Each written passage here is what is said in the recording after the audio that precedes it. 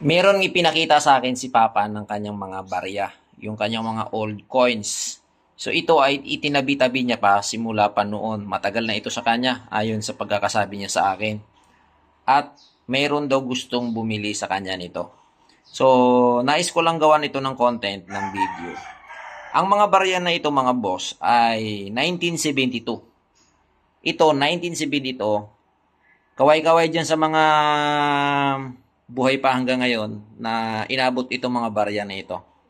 Ito ay piso na 1972 si Dr. Jose Rizal. Yan. Magkano nga ba ang price nito? Well, di ko alam. Mayroon din siyang 1974 na piso. Yan o. 1974. Yan, 1974 yan mga boss. Malabo, nagbablurge. Ayan. Piso. Bali, apat na ako niyan. Apat na piraso. 1, 2, 3, 4. Tapos, meron din dito na, anong tawag nito? 1972 din to eh. Ayan, 1972 din oh. 50 piso. Ayan. Ayan oh. Malabo yung ating camera, nagbablurred. Yun, no. 1972. Pero may butas siya.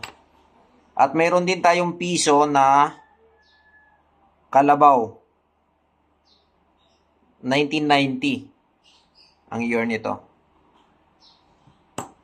Kaway-kaway sa mga kanya, sa mga nagbibili ng mga ganitong old coins, yan, PM nyo lang ako mga boss kung mapanood nyo yung video na ito.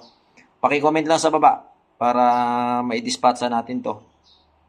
Para mailagay ito sa maayos o, di ba, maging kwan.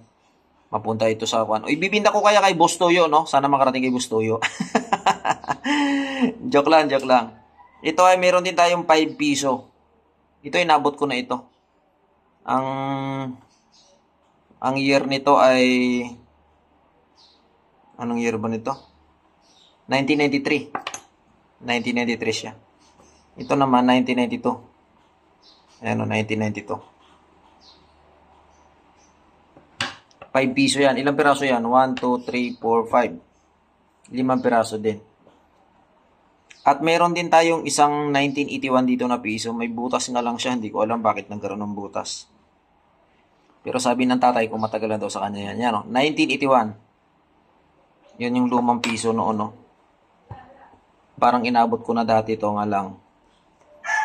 Maliit pa ako. Ito, mayroon din tayong 25 centavos. 1966. Yan o, 1966.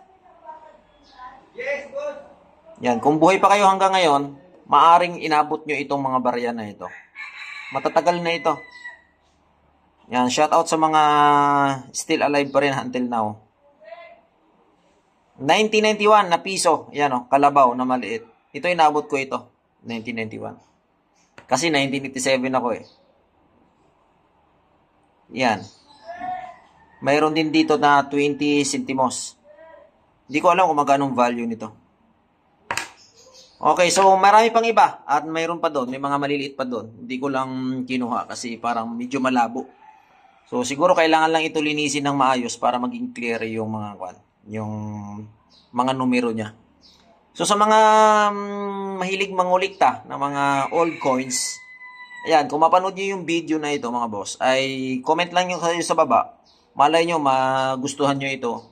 At kung magkano ang presyo ay i-PM nyo sa akin, down message lang.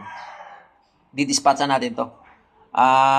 Naghingi na ako ng permission dun sa airpot ko na i-dispatcha namin to. O, sayang naman, kaysa naman mapunta lang sa walang katuturan, no? Kung ma-display nyo ito sa isang maayos na lugar, tulad ng museum. Kasi, importante ito, mga ganitong old coins. Panahon pa ni Marcos to, 1972, pag babaatan ng Marcialo. Yun kasi ang sabi ng papa ko, 1972 daw, ay Marcialo yun. So, I think tong piso na to, 1972 nga. Ayan o, 1972. Yung iba ay 1974. Ayan o, 1974 naman ito. Ito, 1972. So, yun lang mga boss. Down message lang sa baba. Maraming salamat.